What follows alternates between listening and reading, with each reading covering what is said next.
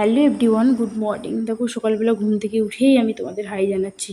তারপর ঘুম থেকে উঠে আমার ফার্স্ট কাজ, আমি আগে বিছানাটা ভালো করে গুছাবো, আমার রুমটাকে ভালো করে গুছাবো। তো এদিকে ভাবলাম বিছানা গুছাবো, তারপরেই আমার ওরা বাবা ছেলে চলে আসলো আড্ডা মারতে। তো ভাবলাম ওরা ওদিকে আড্ডা মারুক, আমি চা করে নেবো।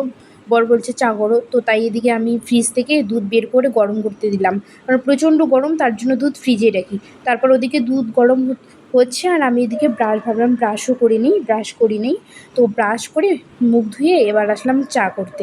সকালবেলা চা খুবই কম খাই, কলা মুড়ি দুধ এগুলো খাই। তো আজকে দোকানে কলা নেই, তো বর বললো যে আজকে চাই করে দাও, চাই খাই আজকে, যেহেতু দোকানে কলা নাই, শেষ হয়ে গেছে। তো তারপর আমি ভাবলাম যে ঠিক আছে তাহলে আজকে চাই করি। তারপর বরকে আগেই দিয়ে দিয়েছি চা, বর চা খেয়ে চলে গেল। তারপর আমি চা খাইলাম, খেয়ে কিচেনের যেগুলো বাসন ছিল সব পরিষ্কার করে এবং কিচেনটা ক্লিন করে তারপর ভাবলাম যে বিছানাটা তো তখন তোলা হলো না, তো এখন বিছানাটা তুলে ভালো করে সুন্দর করে আমি রুমটাকে এখন রুম গুছিয়ে নেওয়া হয়ে গেলে বাথরুমে যে কাপড় ছিল সেগুলো কাপড় আমি ধুয়ে এবার যাবো ছাদে সেগুলো শুকাতে। ছোটো বাচ্চা থাকলে বুঝতেই পারছেন, দিনে হিসু করে বারবার প্যান্টে সব প্যান্ট আমি বালতিতে রেখে দিই, পরের দিন সকালবেলা ধুয়ে দিই। ছোটো বাচ্চা, কারণ এখন প্রচণ্ড গরম, আবার ক্যাম্পাস পরা তো ঠিক না না। তারপর কাপড় শুকোতে দিয়ে আমার বাবু ওদিকে ঘুমিয়ে গেছে।